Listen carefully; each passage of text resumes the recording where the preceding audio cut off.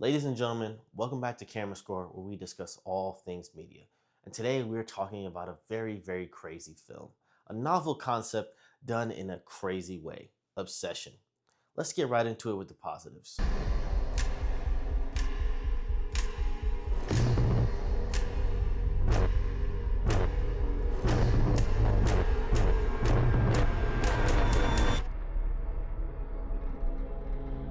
Do you still think I'm pretty?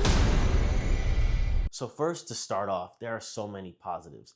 Every creepy aspect serves the purpose the film is going for. Maybe some men do need to go straight to jail, like our main protagonist, if you even want to call him that, because he definitely is an antagonist, in my personal opinion.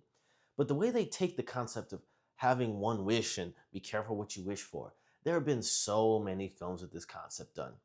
But the way that this film takes the "I want her to love me" and makes it crazy and psychotic is perfectly done. Just amazing work. Because a lot of films have this, even Fairly Odd Parents does this to a certain extent, where you make this wish and you kind of don't know how it turns out, and it's a be careful what you wish for, it's not exactly how you expected it.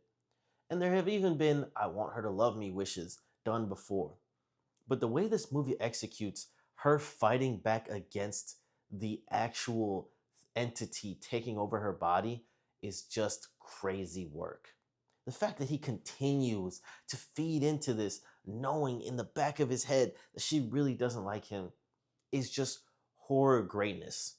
Even the first kiss, where it happens and then she's like, "What is happening?" and fights against herself. There's a moment in this film where he calls the hotline, and the hotline is like, "Do you want to talk to her?" You hear this guttural, loud scream in the background of her fighting against this entity taking over her body. Just amazing work.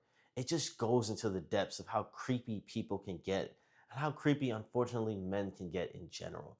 You know this woman doesn't like you, and you didn't even have the guts to tell her you liked her. But yeah, you make this wish and you live with the consequences as she burns down all of her friendships, relationships, and everything in between.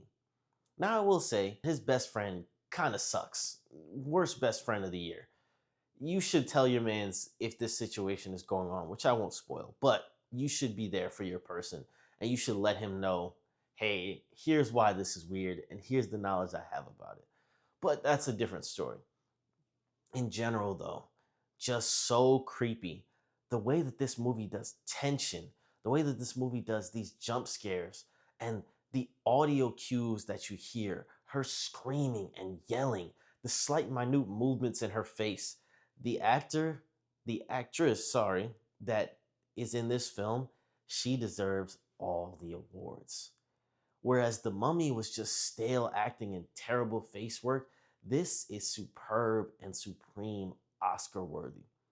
Because you are genuinely convinced that it is two people in one, slight battles being won and lost within the entire time. It's a snap, almost like hypnosis, going from in love to out of love and hating every second of it. They do this so, so well. And I love every aspect of that in this film. And a lot of horror films have been lacking recently with tension. This one puts you on the edge of your seat to the point where you're genuinely anxious because you don't know if she's about to crash out about something, hurt herself, or hurt someone else. Just amazing work done by the actress. The main actor did well as well, but she brings it to a different level that it would not be at had it not been for her amazing and stellar performance. The lighting is great throughout, the visuals, and the budget. The way that they use the 750,000, which sounds like a lot to us, but is little for films, to make it this great masterpiece is just a really, really great success story that I think hopefully will have reverberations all throughout Hollywood with these bloated big budgets on these terrible films. I'm sorry, pack it up. I love this. It's an indie film that literally said we're telling a short, concise story that is creepy, that is amazing, and that will have you on the edge of your seat. And we don't need $100 million to do it. Shout out to them for doing so. The only negatives I have in this film are No, no, no.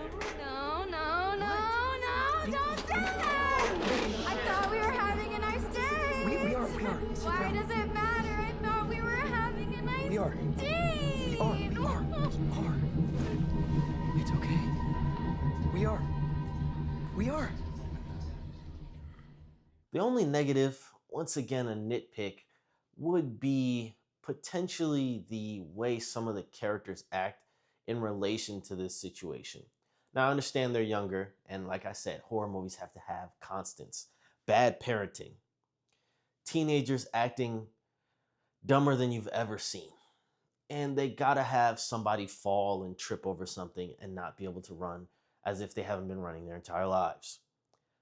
Now, I don't know if they're exactly teenage, but still, I feel like the way specifically Sarah's character acts, it's kind of the dumbest thing I've ever seen. You have this crazy, obsessed girlfriend, and you want to test the boundaries of that insanity for some reason. Also, his friend Ian, you know the situation. Now, I'm not completely surprised. Unfortunately, some guys do this, but it gets to a point where this is beyond reason for him to act in the way he does. Now, again, these are nitpicks and they're kind of written into their character as horror movie characters, but they do take a tiny bit off the top for me. But I'm just here for the camera score. And this film is a 9 to 10 out of 10. Now, you could take off for a little bit of those nitpicks and you could argue a little bit of the creepiness. The way it translates is odd at points because it's comedy, but at the same time, we're laughing at this woman whose body is being taken advantage of. But I think that all fits into the theme. For me personally, I don't really see much wrong with this film, and I can recommend it to almost anyone because it might trigger some people. There's a lot of creepy things, especially with the main character's psyche going on, where he knows what's going on and ignores it all the same. But you let me know in the comments, and I'll see you guys on the next one.